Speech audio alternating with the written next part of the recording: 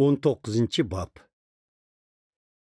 Bu Mısır toğrisidiki vahiydir. Qaranglar, Parvardigor Mısırga uçqur bulutqa minib kelidi. Mısırning butlari titrishidi. Mısırliklarning yuraklari qo'rqinidan suv bo'lib ketidi. Parvardigor mundaq deydi: Men Mısırliklarni o'zaro qarshilashtirman. Ularning hammasi o'zaro urushidi. Hamma oila kishilari, hamma qo'shnilar o'zaro urushidi. Bir shahar yana bir shahar bilan, bir podshohlik yana bir podshohlik bilan urushidi.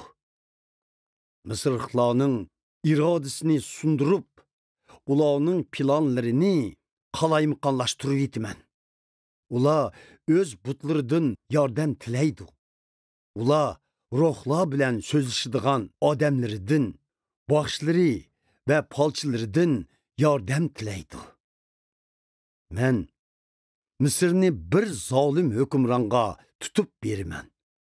Bir qudratlik podshoh ularga hukmronlik qiladi. Mana bu ikimiz qudratlik sardor Parvardigorning so'zlaridir. Nil daryosining suyi qurib ketadi. Daryo qog'jirab, suyi tugaydi.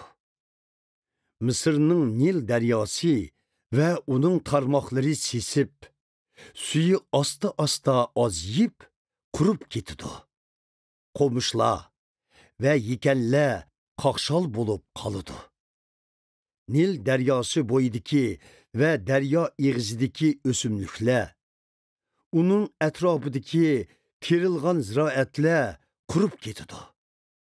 Ularni shamollar uchirib ketib, yo'q qiladi. Beliqchilar qayg'uga cho'madi. Nil daryosi bilan tirikchilik qiladiganlar hasratga cho'madi. Daryoga to'r tashlaydiganlar nola qiladi. Kandirdan yip ishadiganlar qayg'urdi. Raxt to'qiydiganlar umidsizlikka to'ladi. Misrning to'qimchilariga musibat bo'ladi. Barliq ishlamchilar tushkunlashib ketadi. Zoan shahrining amaldorlari haqiqatan ahmaq. Firavunning donishmandlari ahmiqona maslahatlarni beradi. Men bir donishmandning o'g'li, qadimki podsholarning avlodi. Ular naqadar qop yuraklik bilan Firavunga shundoq degan, ha? Ey Firavun, endi sening donishmandlaring qani? Ular sana qudratlik sardor Parvardigorning Misrga qarshi nima qilmoqchi bo'lganligini aytib bersinchu. Zoan shahrining amaldorlari o'zlarini ahmaq qilyapti. Memfis shahrining oqsoqollari o'z-o'zini aldayapti. Misrdagi qabilalarning oqsoqollari Misrni tuyuq yo'lga boshlab qo'ydi. Parvardigor Misr oqsoqollarining qallasini qaymoqtirib qo'ydi. Shunga ular Misr xalqini tuyuq yo'lga boshlaydi. Ularni haraqkashlardek o'z qusuqlariga tiyilib, daldangshib yuradigan holga keltirib qo'ydi.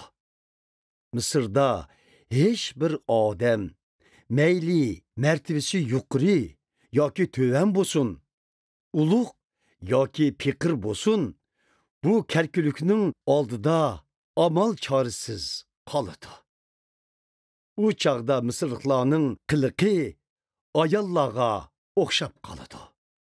Ular qudratlik sardor Parvardigorning otgan mushtimining zarbasida qo'rqishib titrab ketadi. Yahudiya xalqi Misrliklarni vahimaga soladi. Mısırlıqlar Yahudiyani ilçiga alğan haman ular qorqudu. Chunki qudratlik sardar Parvardigor Mısırlıqlarni jazalamoqchi. U chaqda Mısırning 5 shahrida İbrani tilida so'zlashadigan bo'ladi. Ular qudratlik sardar Parvardigorga sadoqat bildirib qasam qiladi. Ularning ichidagi bir shahar Quyosh shahri deb atiladi. Shu chaqda Mısır zeminining o'ttirsida Parvardigorga atalgan bir qurbonlik supsi ve Mısırning chegarasida Parvardigorga beg'ishlangan bir tosh obida yasiladi.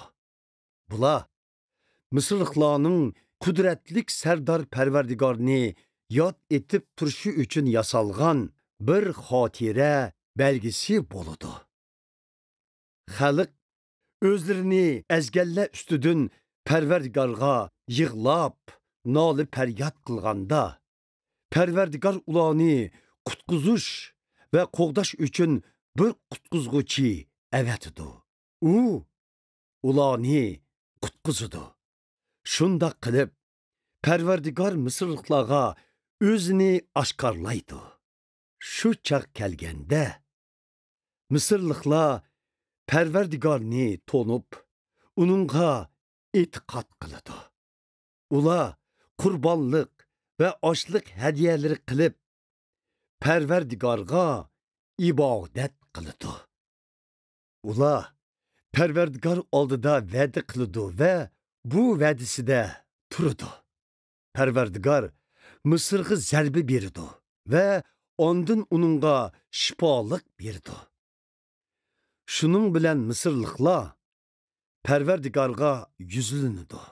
Parvardigor ularning duolarini anglab, ularga shifolik berdi. Shu chaqda Mısırdan Asuriyaga bir yo'l ochildi.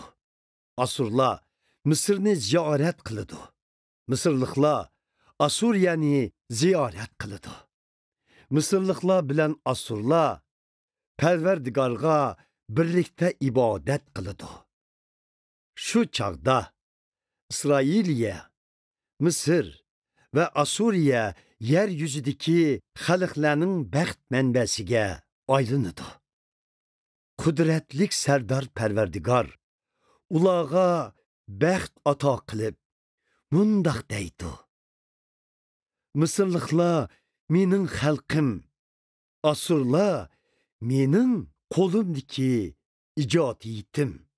İsraillar mening mulkim. Sizlar baxtlik bo'linglar.